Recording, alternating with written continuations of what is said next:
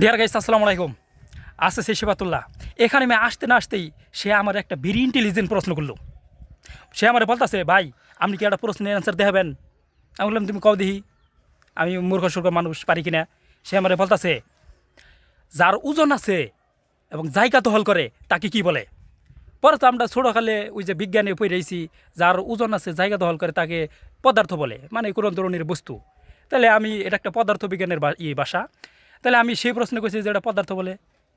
সে আমার বলে, ফুলিশ আপনি, আপনি লোকই নেয়, আপনার মাথা আছে, দেখেন এটা কি। বললাম, তুমি কবছে দেখি। কয় তাহলে আমি কই। সে কইতে আছে, যার ওজন আছে জায়গা দখল করে তারে নেতা বলে, নেতা নেতা। বাবারে বাবারে, বাঘের বাচ্চা, ইন্টেলিজেন্ট বয়।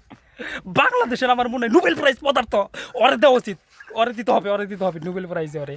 ঠিক আছে, শান্তিতে অর্থনীতিতে যাই হোক পাবে। যাই হোক, সকলে ভালো থাকেন। আসসালামু আলাইকুম।